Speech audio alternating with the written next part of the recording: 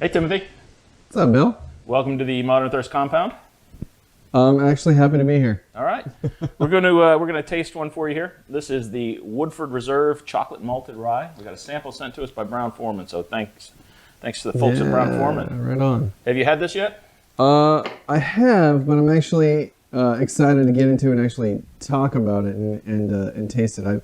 It's been more of a, here's this, what do you think? I'm like, oh, okay. So I have a problem with this. What? It's the name. It's called Woodford Chocolate Malted Rye, and it's not a fucking rye. No, it's super confusing. Like that's, I actually had this categorized for like 3 weeks as a rye. Oh, in the liquor store? Oh Yeah, my gosh. and because I didn't realize that it was bourbon. So the story is that if you toast rye before you distill it, it kind of brings on some chocolatey flavors. So Okay. that's why they call it chocolate malted rye. They toast the crap out of this rye, apparently. Oh. So the mash bill in this is 70% corn, 15% that heavy toasted rye, Okay. and then 15% barley. So it's not a different kind of rye. It's just a different process. They just cook the crap out of it.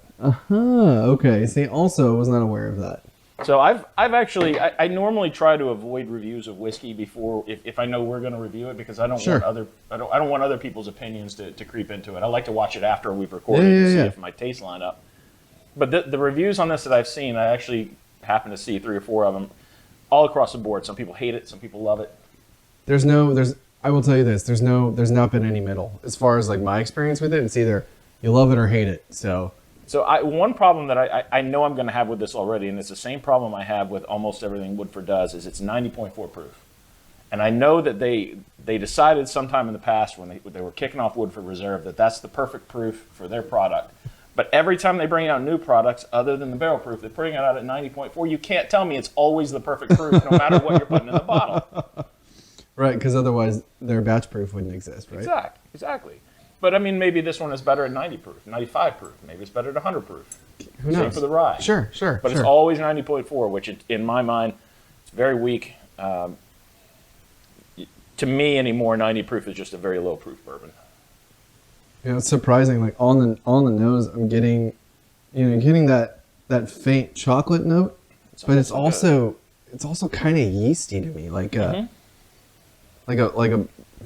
ball of dough, you know. You know, sometimes I get a lot of people have different opinions than I do of what a high rye recipe is. For me, it's not so much what percentage the rye is; it's where it falls in the mash bill. If it's double the barley, Sure. It tends to stand out more. Right. In this case, it's the exact same as barley, and I would call this a high barley at 15%. Oh, absolutely. So, really, that could be where the yeastiness comes from. That kind of grassy, grainy quality comes a lot of time from the distiller's yeast and the distiller's malt. And in this case, I agree with you. I get a like bread dough. Yeah. Like if you're going to make biscuits out of the can or something. Right. like that. Right. I definitely get a little bit of like cocoa powder, and maybe even a little bit of coffee more than chocolate, though. The more I smell It's it, definitely coffee, and to be more specific, like a chocolate covered espresso bean. oh, good call. Yeah. I like that.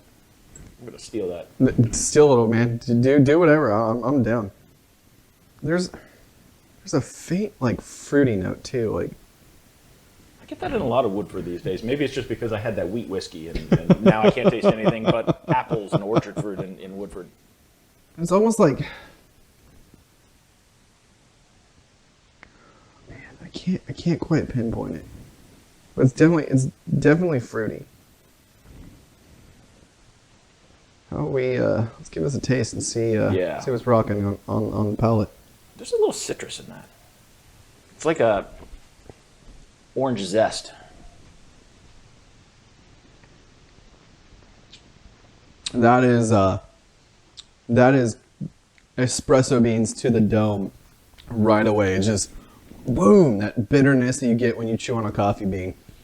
You know what I get from it? I get that. Oh wow, that coffee on the finish. Oh yeah, Straight up coffee. It's strong. The rear palate, I get peanut M&Ms. Sure. Oh yeah, man. Straight up, even with a candy shell. And then it turns into coffee. Like I seriously could have just had. See, I like this. I kind of do too. I like coffee. I love coffee stouts. Absolutely. And I think I'm a drinker of this. And even at the proof point, I kind of like this. It's a long finish. Surprisingly,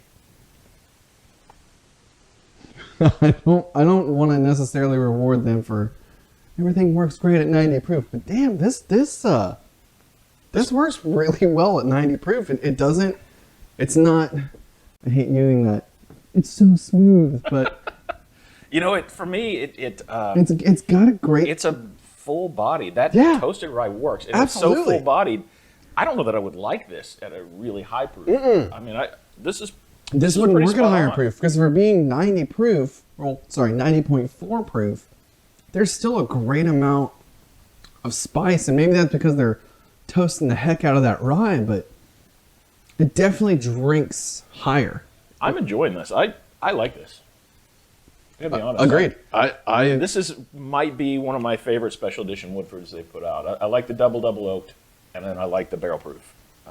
Barrel proof is my standard for special releases, but this is definitely up there. I think I like this more than the double oaked. I'm not a huge Woodford fan in general. I really like Old Forester. I definitely like this better than double. I will say Woodford is my traveling bourbon. So far, I can go out of all the airports I've been to in America. I can go up to the bar in between flights, Woodford double neat, and it's poured for me. It's that finish is straight up coffee stout, and I love it. I could drink this all night. It's coffee, it's espresso, it's cocoa powder, it's baker's chocolate. I even get a little coconut. That a bitter chocolate comes in like a square, and then there's like a kind of spice into it you get from like Mexican hot chocolate. I don't know that I've had Mexican hot chocolate. Oh man, doing yourself a disservice.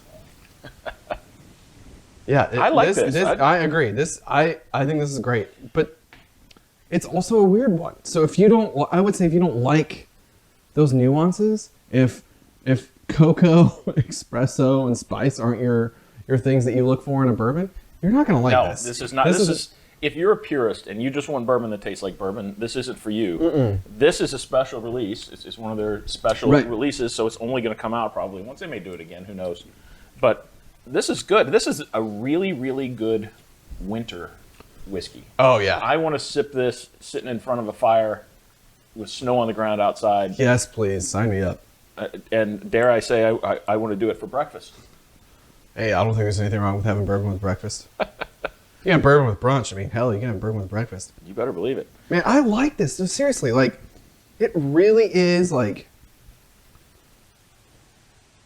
I hate to go as far as saying this rocks, but it does. Like, specialty aside, like we said, it's gonna fit into that category. Like, if you don't like X, Y, and Z, you're not gonna like this. But damn, dude, what gets me is that if you told me that this was aged in coffee barrels or infused with coffee, I would totally believe you. Oh, yeah. They didn't do anything other than toast the rye. It's straight bourbon, nothing added to it. It wasn't finished. Unreal. It's just so interesting to me. Well, it's definitely higher in their rye as well, too, right? Like, it's outside their normal mash bill? Okay, yeah. So it has more, but yeah, man, just... I really like it. If I were scoring this for Modern Thirst, I mean, it's nice and dark. It's got a good color, especially for a 90 great proof. Color. It's going to score well in appearance. The nose is fantastic. Oh, yeah. The palate is really good, and the finish is just amazing. The finish, I mean, it's still going. This is probably a 92, 93 point whiskey for me. I would agree. I would say 93 on the high end. I think I'm somewhere in the same boat. I would say like 91, 93. It could depend on my mood. Sure. If I tasted this in July, I wouldn't like it. No way. But it's February and it's been cold, and I like this. So for Woodford, who I think has more misses than hits with any of their special releases, this is definitely a home run. Agreed. All right. Well, if you guys like what we did in the video today, please like and subscribe to us. And if you're thinking about it, consider supporting us at patreon.com/ModernThirst. Every little bit helps. And don't forget that we have collector's coins on sale for $10 each through the website, ModernThirst.com/shop. We're going to have a big giveaway here later this year, and it's going to use your collector's coin. They're all individually numbered. So we'll be doing a drawing based on that number. So we'll announce what that giveaway is going to be here within the next couple of weeks. And hopefully people will be pretty excited about that. There's only 100 of these, so jump on them while you can. Thanks for watching. Have a great night. Cheers. Cheers, y'all. Woohoo!